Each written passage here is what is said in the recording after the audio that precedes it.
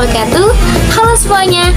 Di sini saya dan rekan-rekan saya nanti akan menjelaskan mengenai salah satu pemahaman, yaitu tentang perintah dari Allah Subhanahu wa taala yang wajib dilaksanakan oleh seluruh umat Islam di dunia.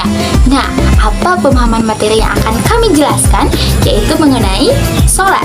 Nah, video ini ditujukan untuk memenuhi tugas kelas Merdeka, yaitu salah satu kelas yang berada di Universitas Siliwangi, yaitu khususnya di Prodi Pendidikan Sejarah.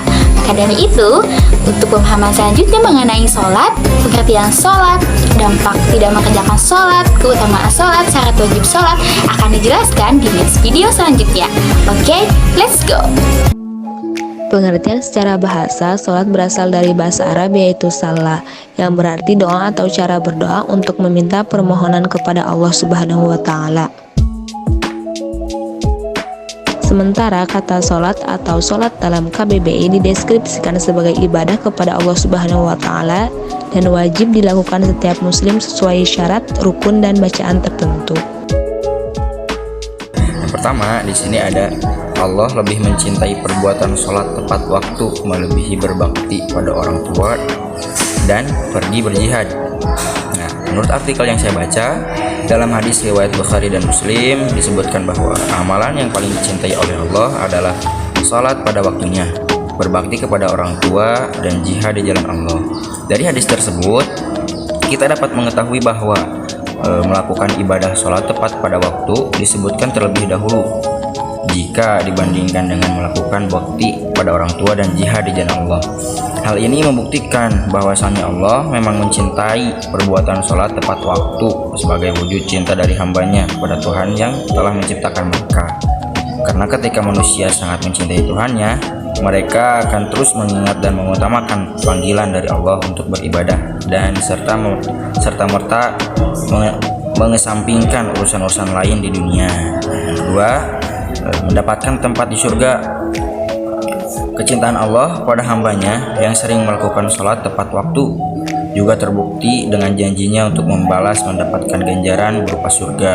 Diriwayatkan oleh Abu Dawud dari Abu Qatadah bin Rabi mengabarkan kepadanya bahwa Rasulullah SAW, Allah Ta'ala berfirman, sesungguhnya aku mewajibkan umatmu sholat 5 waktu, dan aku berjanji bahwa barang siapa yang menjaga waktu-waktunya, pasti aku akan memasukkannya ke dalam surga.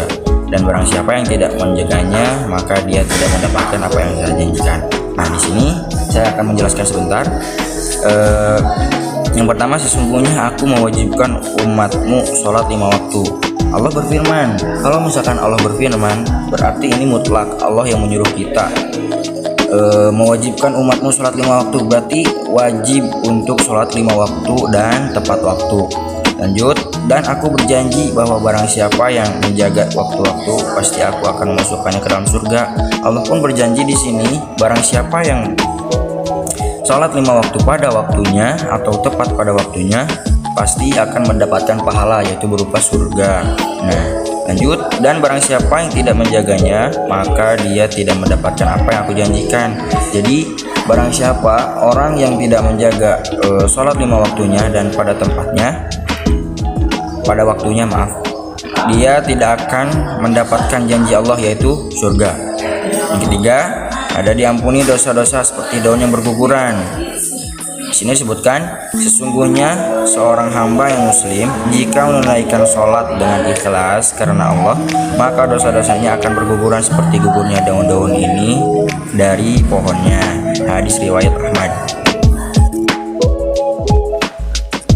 Adapun syarat-syarat sah sholat ada 3. Yang pertama yaitu Islam.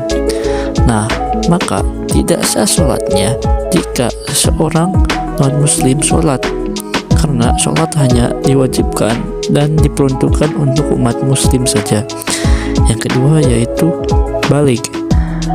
Tidak sah atau tidak diwajibkan seorang sholat apabila belum akil balik. Dan yang ketiga yaitu berakal.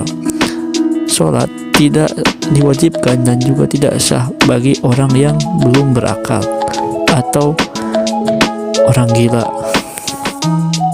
Oke, lanjut. Saya sebagai pemateri terakhir yaitu Atin Kuryatin. Di sini saya akan menjelaskan nih sedikit gitu mengenai dampak bagi orang-orang yang sengaja tidak melakukan sholat 5 waktu. Nah, seperti yang kita tahu bahwa sholat 5 waktu ini merupakan suatu kewajiban yang Allah perintah yang memang wajib dilaksanakan oleh seluruh umat muslim di dunia.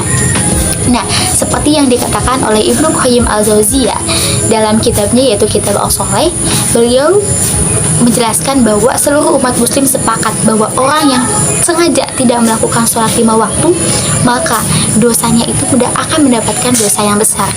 Bahkan dosa besarnya itu melebihi dosa orang-orang yang berzina, dosa orang-orang yang membunuh, dosa orang-orang yang mencuri, dosa orang-orang yang minum minuman keras.